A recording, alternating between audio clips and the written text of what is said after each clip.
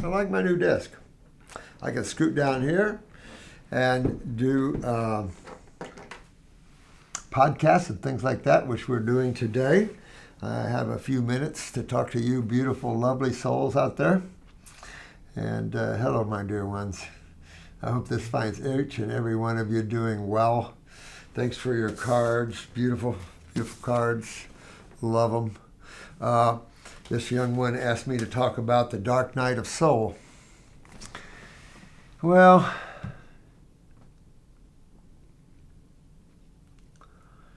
I just don't know how I can talk about the dark night of soul.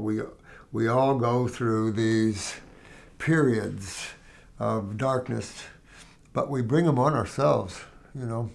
But it's the duality of the whole creation thing. And unfortunately, it has to live through its own pain and suffering as well as its own happiness and joy. It's all part of the one. Why wouldn't anger and happiness be the opposite sides of the same coin? They would be.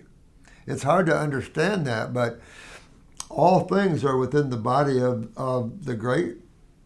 And then if we go great one, then it's kind of limiting it, and it's like, oh, is there anything, any verbiage we can use besides the infinite and the all? And because once we say almighty, then it's like, oh. But I notice a lot of Christians go through dark nights of soul, and they come out on the other side, they're born again. And when you're born again, pretty much what you've done is let go. You let go, just like Buddha, just like Christ. All these magnificent beings simply said, I've had it. No, notice we've talked about this before. They're all shown in poverty consciousness. And the real hiccup on that is simple.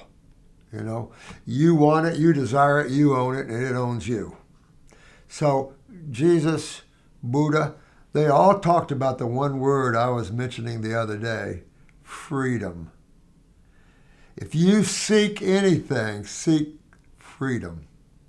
From seeking, from everything. And that's kind of hard for people to go, what are you talking about? This sounds like a middle state. No. It's the difference between thought and awareness. Thought is not awareness. What's that old saying? Is it I think, therefore I am? Or is it I am, therefore I think? Okay, so it's the I am, therefore I think, not the other way around. My mind isn't the all of the all. It's simply an instrument that takes the all and brings it into duality. That's all the mind, well, the ego really, that really happens in the etheric, the ego place really, where the id is born, basically. The soul, the id, that sort of thing. The individualization of totality. Even the word totality, it's like, well, you know, all these things are amazing.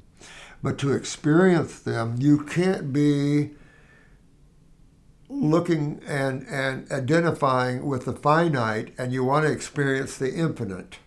You have to let the finite, it's not going anywhere. Finite's always around, it seems like. You just let it go, it don't matter anymore. You get that way in relationships, and you get that way when you let the world beat you up enough, and you just rip yourself apart. You blame the others, but, you know, you're ripping yourself apart, and pretty soon you go, I've had it. Done. It's over.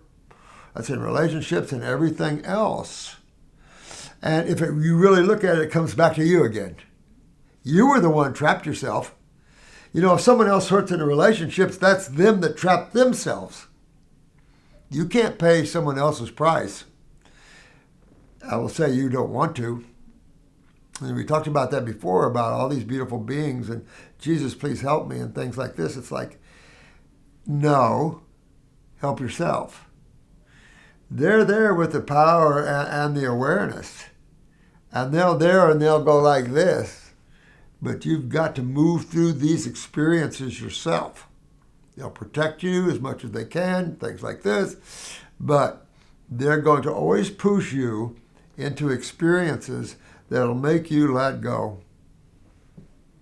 I've had it. And soon as you get here or there, you're here. Yeah. The dark night of soul was talked a lot about in Ekankar, and a lot of the other teachings, spiritual and religions, in certain ways, like it's a period of time that you go through extreme darkness, and then you come out on the other side of that. I've not seen that to the point that when you start to wake up, your karma will be sped up. And if there was ever a feeling of the dark night of soul, that's going to be it. You have to be careful what you accept, even in spirituality. And I was talking to you the other day about that in terms of a lot of times we see not only the masters and saints and saviors and all these sort of things in the light of poverty, we see them in the light of passivity or passiveness. That just ain't true. That you can be those kind of masters, but when you hook to the Ek masters, very few of them are on that side. Their awareness alone is power, and they walk with it. And I don't know what to say about it. You have all types of masters, You've got Katadaki. Now, you want a female master that can kick Heine? Katadaki. I've had some pleasures. Amazing being.